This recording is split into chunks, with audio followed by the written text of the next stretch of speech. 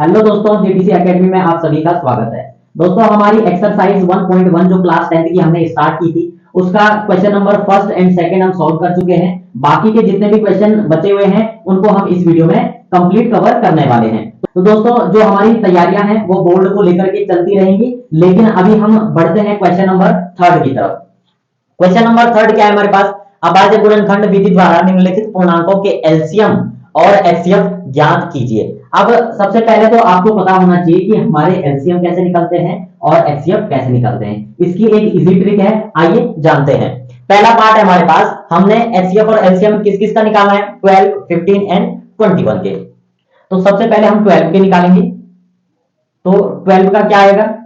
2 की टेबल में आएगा 2 6 जा 12, 2 3 जा 12 और 3 1 जा 3, इस टाइप से। अब अगर हम 15 का फैक्टर निकालेंगे तो क्या आएगा?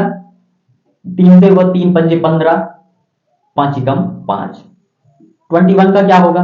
21 3 के टेबल में आएगा, यानी कि 3 के पहाड़े में 3 सत्ते 21 और 7 1 जा 7, यानी कि 7 कम 7। अब हमने इसके जो गुणनखंड निकाले हैं उनको लिखेंगे। तो 12 का हमने क्या निकाला है? 12 का निकाला हमने 2 गुणा 2 गुणा 3, ये वाले। अब आप 10th की क्लास में हैं, अब आपका बेसिक तो क्लियर होना ही चाहिए। अगर जिस किसी का बेसिक भी क्लियर नहीं है तो उसका बेसिक भी अभी हम क्लियर कर सकते हैं। तो देखिए, ये इसके आगे फैक्टर, ये वाले ये होते हैं आपके फैक्टर। अब निकालेंगे 15 के। तो 15 का क्या होगा?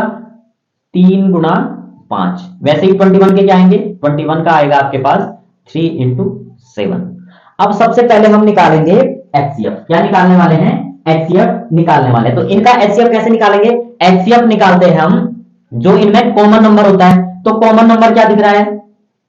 इसमें 3 कॉमन है, इसमें भी 3 है, इसमें भी 3 है, यानी कि इन तीनों में अगर हम देखें गुणनखंडों में तो इन सब में 3 क्या है?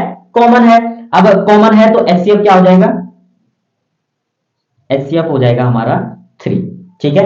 एलसीएम के लिए क्या करते हैं? एलसीएम के लिए होता है हमारे पास सिंपली कि जो कॉमन होता है वो तो लेंगे ही लेंगे, लेकिन जो बचे हुए हमारे नंबर होते हैं उनको भी लिखते हैं। कैसे? देख लीजिए। एलसीएम सबसे पहले तो कॉमन क्या था हमारे पास? एक ही नंबर था तो 3 लिखेंगे। अगर 2 नंबर होते हैं तो यहां मल्टीप्लाई में 2 लिख देंगे। ठीक है।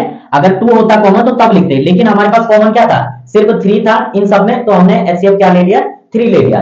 एलसीएम क्या है? एलसीएम में जो कॉमन है सबसे पहले उसको लिखेंगे, बाकी बचे हुए नंबरों को लिखेंगे। तो बचे हुए नंबर क्या है? 2 गुणा 2, इसमें 2 और 2 थे, इसमें हमारा 5 है और इसमें क्या है लास्ट वाले में? 7। अब करेंगे इसको गुणा। तो गुणा करेंगे तो क्या होगा हमारा? 3 दूनी 6, 6 दूनी 12 और 12 पंजे 60। तो 60 गुणा 7, यहां तक किया था हमने, लास्ट में हमारा 7 आया। अब 60 गुणा 7 कितना हो जाएगा? ये हो जाएगा 7 शून्य अंक 0, 7 6 42, यानी कि 420। तो हमारा जो एलसीएम आया है वो कितना आया है?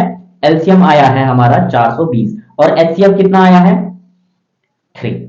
इस टाइप से इनको सॉल्व करना है। सेकंड पार्ट क्या है? 17। तो 17 का निकालेंगे। अब 17 किसी की टेबल में नहीं आता, खुद की टेबल में आएगा तो 1 टाइम जाएगा। 17 1 17। ये सब हमारे क्या हैं? अभाज्य संख्याएं हैं। तो इसका मतलब ये खुद की ही टेबल में आएंगे, तो ये भी 23 और ये 29 है, तो ये भी क्या आ जाएगा? 29 1 29। अब निकालेंगे इनके गुणनखंड। गुणनखंड क्या होंगे? अब गुणनखंड तो क्या ही लिख दें इसमें, क्योंकि ये खुद ही एक नंबर आ रहे हैं। तो सबसे पहले हम बात करते हैं एचसीएफ की। ठीक है, या गुणनखंड लिख लो जिससे आपको समझ में आ जाएगा।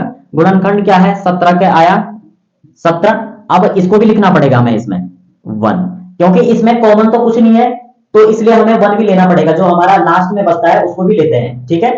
दूसरी चीज, ये 17 था। अब 23 का क्या होगा? 23 गुणा 1 और ये हो जाएगा आपका 29। 29 का क्या होगा? 29 गुणा 1। अब देखो, जब हम एचसीएफ की बात करते हैं तो एचसीएफ में क्या होगा? एचसीएफ में होगा हमारा कॉमन क्या है? कॉमन सिर्फ एक आएगा। यहां पे क्या है? कॉमन 1।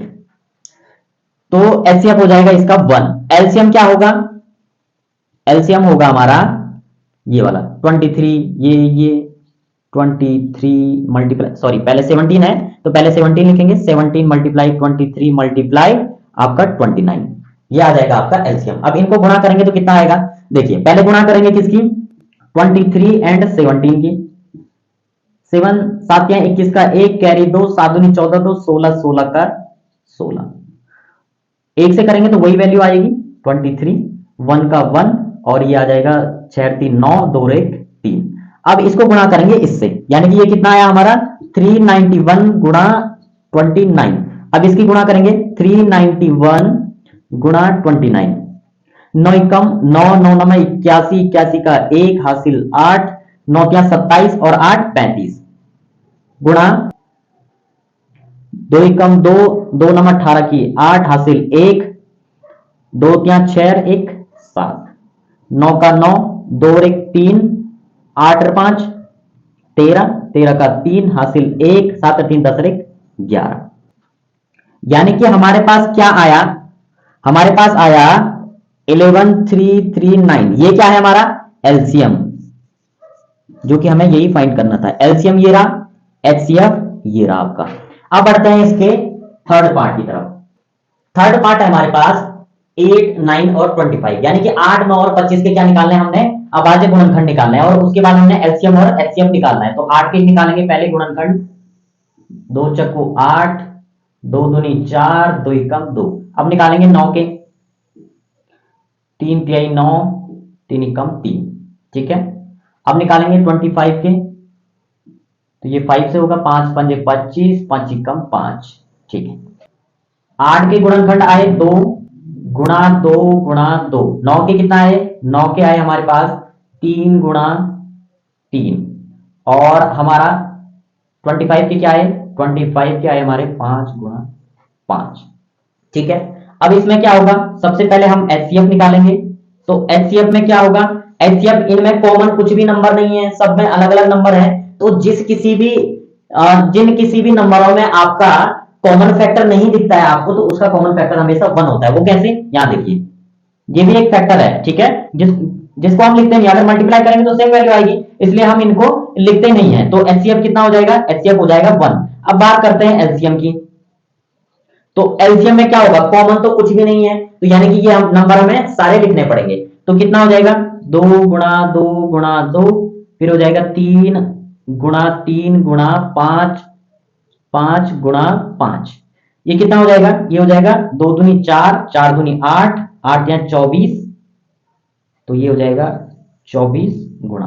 अब कितना बचेगा, 5 5 25 25 या 75। कहां तक किया था हमने, 2 दूनी 4 4 दूनी 8 8 या 24, यानी कि यहां तक। उसके बाद क्या किया हमने, 5 5 25 25 या 75, तो इसको लिख दो यहां 75। अब इन दोनों की गुणा करेंगे तो कितना आएगा, 75 गुणा आपका 24, ठीक है। तो क्या होगा, 4 5 20 का 0 कैरी 2 7 चक्कू 28 2 30 5 दूनी 10 का 0 हासिल 1 7 दूनी 14 1 15 0 0 5 3 8 और 1। कितना आया ये 1800। यानी कि आपका जो एलसीएम आएगा वो कितना आएगा, एलसीएम आएगा आपका 1800 और एचसीएफ आएगा आपका 1। यही हमको क्वेश्चन में क्या करना था, फाइंड करना था। तो दोस्तों इस प्रकार से जो क्वेश्चन नंबर 3 है हमारा, इसके 3 ही पार्ट थे जो हमने इजीली सॉल्व कर लिए हैं। अब बढ़ते हैं हम क्वेश्चन नंबर 4 की तरफ। क्वेश्चन नंबर 4 है हमारे पास, एचसीएफ हमारे पास 2 नंबर दे रखे हैं 306 और 657। इन दोनों नंबरों का एचसीएफ दे रखा है 9 दिया है, ठीक है, जो लिखा हुआ है इसमें क्वेश्चन में। और हमने क्या करना है, एलसीएम निकालना है इन दोनों नंबरों का, ठीक है। तो एचसीएफ दे रखा है, हमने क्या निकालना है, एलसीएम निकालना है। तो अगर आपने पहले वाली वीडियो नहीं देखी है तो उसमें हमारा एक फॉर्मूला बन रहा था जो कि हमारे इस क्वेश्चन में लगने वाला है। हमारा क्या लगने वाला था कि हमारा क्या होता है, एलसीएम गुणा एचसीएफ बराबर होता है 2 संख्याओं का गुणनखंड। क्या, 2 संख्याओं का गुणनफल, सॉरी 2 संख्याओं का गुणनफल। यहां लिख देंगे 2 या इनको ऐसे भी लिख सकते हैं हम, फॉर्मूला बनाना है तो इसको नंबर फर्स्ट मान लो यानी कि n1 मान लो, और गुणनफल यानी कि इनटू, और दूसरे नंबर को n2 मान लो, तो ये हो जाएगा n2, ठीक है। ये बन गया हमारे पास फॉर्मूला। अब जब हम इसमें ध्यान देंगे तो 2 नंबर n1 को क्या मान लो 306 और n2 को मान लो ये, तो मैं लिख भी देता हूं यहां पे, n1 इज इक्वल टू है 306 और n2 को मान लो आप 657, ठीक है। अब इसमें हम वैल्यू पुट करेंगे और हमें गिवन क्या है, एचसीएफ भी गिवन है, तो यहां एचसीएफ इज इक्वल टू 9, ठीक है। अब इन वैल्यू को हम क्या करेंगे, इसमें पुट करने वाले हैं फॉर्मूले में। तो एलसीएम है हमारे पास जो हमने निकालना है इंटू एचसीएफ कितना दे रखा है 9 इज इक्वल टू N1 कितना है 306 और ये मल्टीप्लाई है बीच में N2 कितना है 657। ठीक है, अब एलसीएम के साथ ये 9 क्या है गुणा में है, तो जब भी कोई नंबर गुणा में इज इक्वल टू के इधर हो, इसको हमें अगर इज इक्वल टू के उधर ले जाना होता है तो यह कहां चला जाता है हर में चला जाता है। तो ये क्या हो जाएगा LCM is equal to 306 multiply 657 upon 9 ये हो जाएगा। अब देखिए ये 3 से कटने वाला है ये सारे नंबर, कैसे 3 की टेबल में 9 भी आता है और 6 3 9 यानी कि 3 से ये भी कटेगा। 3 की विभाज्यता का नियम क्या होता है कि नंबरों को ऐड करके अगर वह वैल्यू हमारी 3 से क्या हो रही है पूर्णतया विभाजित कर रहा है तो पूरा नंबर हमारा 3 से विभाजित होगा। तो 6 3 9 3 से विभाजित हो रहा है तो ये 3 से कट जाएगा, तो 3 3 9 और 3 कम 3 ये 0 का 0 और 3 दूनी 6।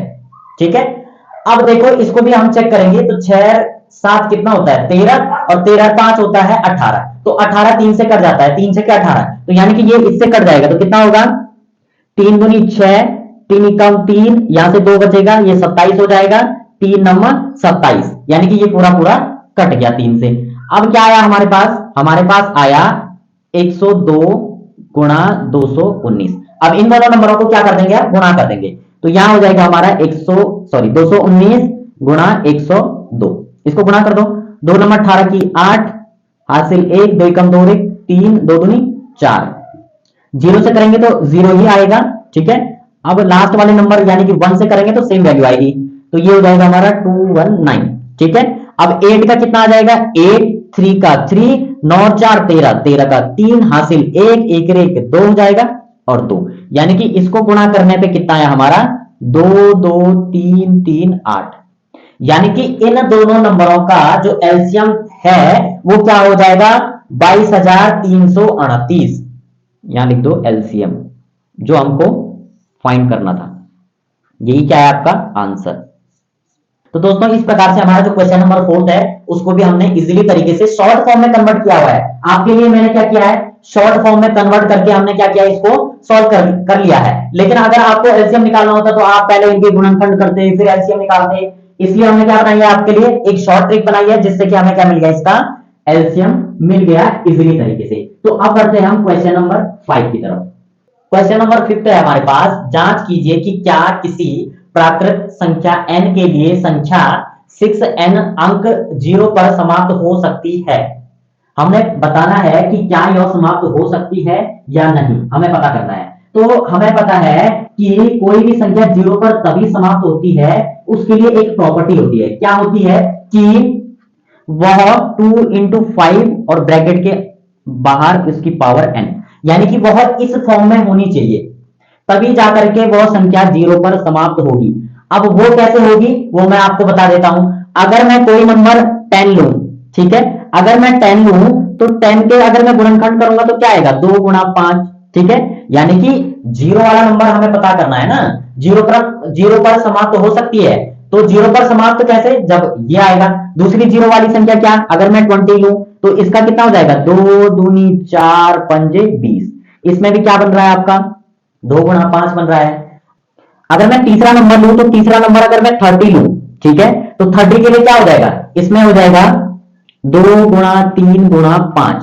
अगर मैं इनमें गुणनखंडों में देखूं तो इसमें भी 2 है और 5 है, आई बात समझ में। दूसरी चीज अगर मैं 6n के लिए मैं देखूं तो यहां पे हल में हमें क्या लिखना पड़ेगा, हल में लिखना पड़ेगा कि 6n के अभाज्य गुणनखंड, अभाज्य गुणनखंड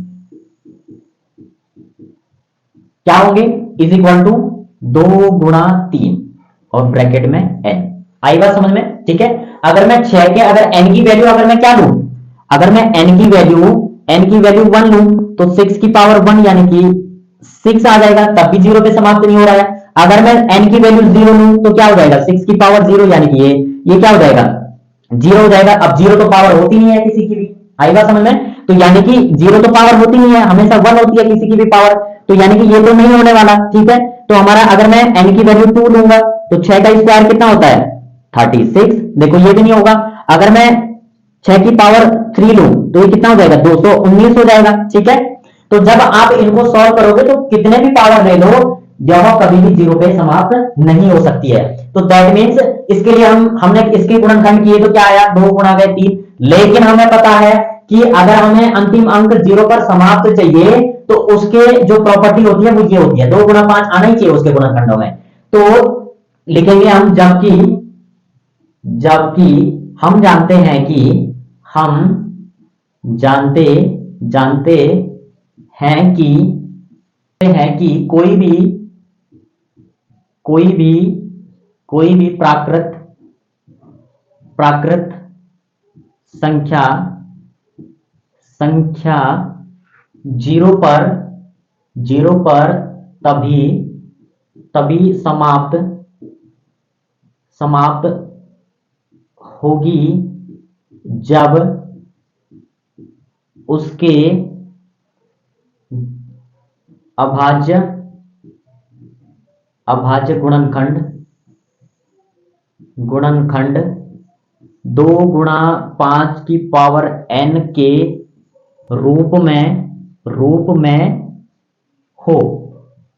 ठीक है, जीरो पर समाप्त कब होगी, जब वह इस फॉर्म में होगी। ठीक है, तो लास्ट में क्या लिखेंगे, अतः 6 की पावर n शून्य पर इसको ब्रैकेट में लिख लेता हूं, शून्य पर समाप्त नहीं होगी, क्योंकि हमने जो भी नंबर जीरो पे समाप्त हो रहा है इनके जब हमने गुणनखंड निकाले तो उसमें क्या आया, सब में 2 और 5 आया, इसमें भी 2 और 5, इसमें भी 2 और 5। तो यानी कि कोई भी नंबर अगर जीरो पे समाप्त हो रहा है तो उसके लिए क्या प्रॉपर्टी होनी चाहिए, उसके लिए ये वाली प्रॉपर्टी होनी चाहिए। इसीलिए हमने यहाँ पे स्टेटमेंट लिख दी है और यही इसका आंसर है। ठीक है, तो दोस्तों होप आपको समझ में आया होगा। अगर समझ में नहीं आया आप 2 बार 3 बार वीडियो को देख सकते हैं। अगर फिर भी समझ में ना आया हो तो आप मुझे कमेंट कर सकते हैं या डिस्क्रिप्शन में मेरी इंस्टाग्राम आईडी है, आप जाकर के डीएम कर सकते हैं। अब बढ़ते हैं क्वेश्चन नंबर 6 की तरफ। क्वेश्चन नंबर 6 है हमारे पास, व्याख्या कीजिए 7 गुणा 11 गुणा 13 प्लस 13 और 7 गुणा 6 गुणा 5 गुणा 4 गुणा 3 गुणा 2 गुणा 1 प्लस 5 भाज्य संख्याएं क्यों हैं। अब हमने रीजन देना है कि यह भाज्य संख्याएं क्यों हैं। तो सबसे पहले आपको भाज्य और अभाज्य संख्याएं पता होनी चाहिए। तो सबसे पहले हम भाज्य संख्याओं की बात करते हैं। तो भाज्य संख्याएं वे संख्याएं होते हैं जिनका गुणनखंड 2 या 2 से अधिक नंबर होते हैं। दूसरी चीज है अभाज्य संख्या। तो अभाज्य संख्या क्या होती है, जिनका गुणनखंड केवल एक या वह खुद नंबर हो। आई बात समझ में, जैसे आपके प्राइम नंबर होते हैं तो प्राइम नंबरों में क्या होता है आपका, वे नंबर यानी कि जिनका गुणनखंड क्या होता है 1 और खुद की टेबल में आते हैं। आई बात समझ में। अब देखते हैं कि यह भाज्य संख्याएं क्यों है, रीजन देना है। भाज्य संख्या पता चल गया हमें कि क्या होती है। तो सबसे पहले इनको सॉल्व करेंगे। तो इसको ए वाला पार्ट मान लो और इसको बी पार्ट मान लो। ठीक है, तो यहां लिख देंगे हल, लिखो माना a इज इक्वल टू 7 गुणा 11 गुणा 13 प्लस 13। इसको करेंगे अब सॉल्व। ठीक है, तो इसको सॉल्व करने का तरीका एक ही है। इसमें 2 नंबर हमें दिख रहे हैं सेम, तो 13 हमारा क्या आ जाएगा, बाहर आ जाएगा, यानी कि कॉमन आ जाएगा। तो ये हो जाएगा हमारा 13 बाहर ले लिया हमने, अंदर क्या बचा 7 गुणा 11 गुणा, अब इनकी जगह इन नंबरों की जगह क्या आ जाएगा 1 आ जाएगा प्लस 1। अब वो क्यों, क्योंकि हम बाहर ऐसा नंबर कॉमन लेते हैं कि अंदर मैं अगर मल्टीप्लाई करूं इस नंबर की तो मेरे पास सेम डिजिट प्राप्त हो। आई बात समझ में। ठीक है, दूसरी चीज 1 हमने इसलिए लिया कि अगर मैं 13 की टेबल में 1 पढ़ूंगा तो 13 1 यानी कि 13 कम 13, तो यानी कि 13 आ जाएगा। फिर इसके 13 कम 13 तो 13 आ जाएगा, कोई फर्क नहीं पड़ रहा। ठीक है, अब करेंगे इसको सॉल्व। 13 11 7 77, 77 कम 77, तो ये हो जाएगा 77 प्लस 1। ठीक है, इज इक्वल टू 13, 77 में 1 जोड़ देंगे तो कितना हो जाएगा 78। अब जब हम 78 के गुणनखंड करेंगे, क्या करेंगे 78 के, तो 78 के गुणनखंड क्या होंगे, ये हो जाएंगे आपके 2 से होगा, तो यानी कि 2 से ज्यादा आएंगे इसके गुणनखंड। तो कितना हो जाएगा 2 क्या 6 और 2 9 18। फिर ये 3 से होगा 13 3 39, फिर 13 से 13 कम 13, यानी कि 2 से ज्यादा गुणनखंड आए हैं। दैट मींस यह क्या है, एक भाज्य संख्या है। अब मैं इसकी जगह क्या लिख सकता हूं, इसके गुणनखंड लिख सकता हूं, तो यहां पे मुझे लिखना पड़ेगा 13 और 78 के गुणनखंड क्या निकाले हमने, 2 गुणा 3 गुणा 13, यानी कि इसके 2 से ज्यादा गुणनखंड है। ठीक है, अब जब 2 से ज्यादा गुणनखंड है तो दैट मींस यह क्या है, एक भाज्य संख्या है, तो यहां लिख देंगे अतः 2 से अधिक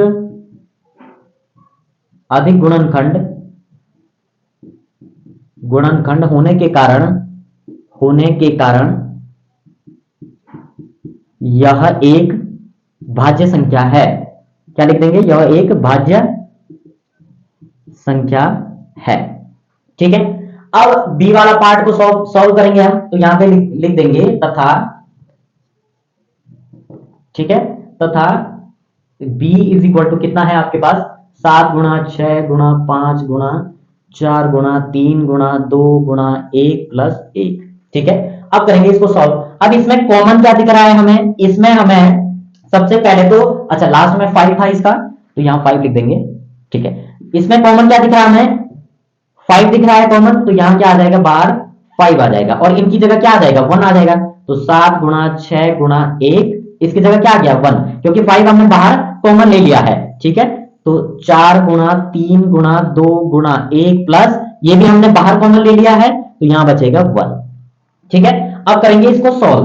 अब पहले इसको छोटे छोटे टुकड़ों में डिवाइड कर दो, तो 7 6 42, 42 कम 42, तो यानी कि 5, ये हो जाएगा 42। ठीक है, अब इसको सॉल्व करेंगे, 4 या 12, 12 दूनी 24, 24 कम 24 इंटू 24 प्लस 1। अब इसको सॉल्व करेंगे हम, तो इससे आगे क्या होगा, 42 और 24 की गुणा कर देंगे, तो 42 गुणा 24। ठीक है, 4 दूनी 8 और 4 चक्कू 16, 2 दूनी 4, 4 दूनी 8, 8 का 8। ठीक है, और 6 4 10 का 0 हासिल 1, 8 1 9 1 10। ठीक है, अब इसमें ध्यान दीजिए कि हमारा क्या आया, 108 आया, तो यहां पे क्या लिखना पड़ेगा हमें, ये लिखना पड़ेगा 5, और इसके लिए क्या हो जाएगा, इसके लिए हो जाएगा हमारा 1008 प्लस 1। अब इन दोनों को ऐड कर देंगे तो क्या हो जाएगा हमारे पास 5, ये हो जाएगा 1009। अब ध्यान दीजिए कि ये तो गुणनखंड थे ही थे, लेकिन इसके अलावा एक 5 भी गुणनखंड आया हमारा, और दूसरा क्या है 1009, यानी कि 109 भी क्या है, इसका एक गुणनखंड आया। यहाँ पे 13 कॉमन था, तो इसलिए हमने सिर्फ यही वाले देखे थे, क्योंकि यह क्या आए हैं, अतिरिक्त गुणनखंड आए हैं, तो अतिरिक्त गुणनखंड आने के कारण यह क्या थी, एक भाज्य संख्या थी। इसमें भी वही लिखेंगे हम, इसमें लिखेंगे एक के अलावा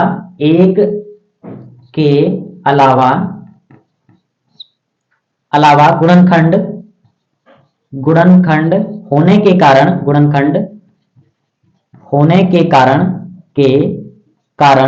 यह भी एक भाज्य संख्या है। क्या है, भाज्य संख्या है।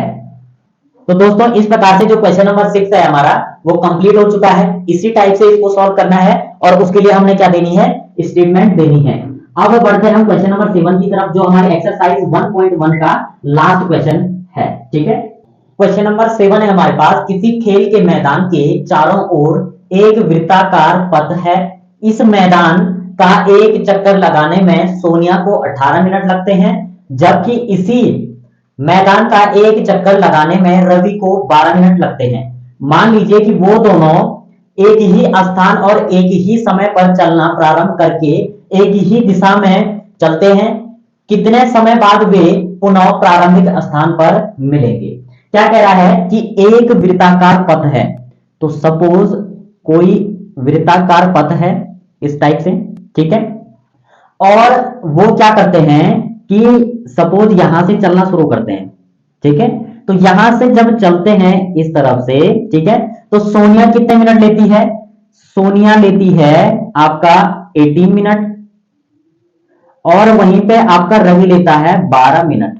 ठीक है, आएगा समझ में। अब क्या कह रहा है क्वेश्चन में कि जब वह इस पॉइंट से एक साथ चलना शुरू करेंगे तो दोबारा यहां से आने के बाद जब ये पूरा पथ तय करेंगे तो यहां पर जब दोबारा आएंगे इस पॉइंट पे तो कितने मिनट बाद एक साथ मिलेंगे। ठीक है, क्योंकि सोनिया को क्या लग रहा है, ज्यादा टाइम लग रहा है और रवि को कम टाइम लग रहा है, तो कम से कम टाइम निकालना है, तो कम से कम के लिए क्या निकालते हैं, लीस्ट कॉमन फैक्टर यानी कि एलसीएम। तो यानी कि हमें क्या निकालना पड़ेगा, इन दोनों नंबरों का एलसीएम निकालना पड़ेगा। तो सबसे पहले हम क्या लिखेंगे, सोनिया द्वारा लिया गया समय, क्या लिखेंगे, हल करेंगे तो क्या लिखेंगे, सोनिया द्वारा लिया गया समय, लिया गया समय क्या हो जाएगा, सोनिया द्वारा लिया गया समय इज इक्वल टू 18 मिनट। ठीक है, फिर लिखेंगे तथा रवि द्वारा लिया गया समय बराबर 12 मिनट। ठीक है, अब क्या कह रहा है कि वह एक ही टाइम पे जब चलना शुरू करेंगे तो कितने समय बाद वो एक साथ मिलेंगे। तो यहां पे लिखेंगे एक साथ चलने के बाद पुनः मिलने का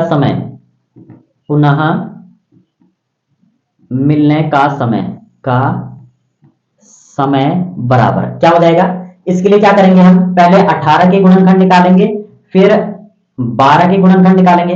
तो पहले 18 के गुणनखंड कितने आएंगे, ये आएंगे हमारे पास 2 नंबर 18, 3 तिहाई 9 और 3 एकम 3। वैसे ही 12 का निकालेंगे तो कितना आएगा, 2 छक्के 12 और 2 तिहाई 6 और 3 एकम 3। ठीक है, तो यानी कि 18 के आए हमारे पास 2 गुणा 3 गुणा 3 और 12 के आए हमारे पास 2 गुणा 3।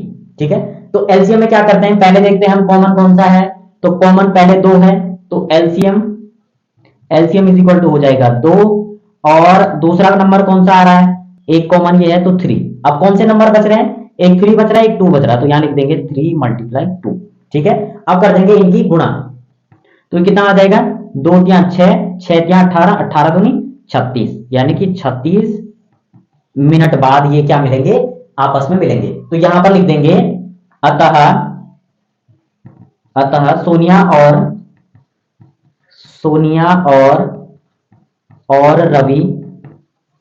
रवि 36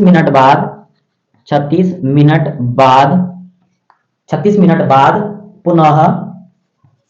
पुनः प्रारंभिक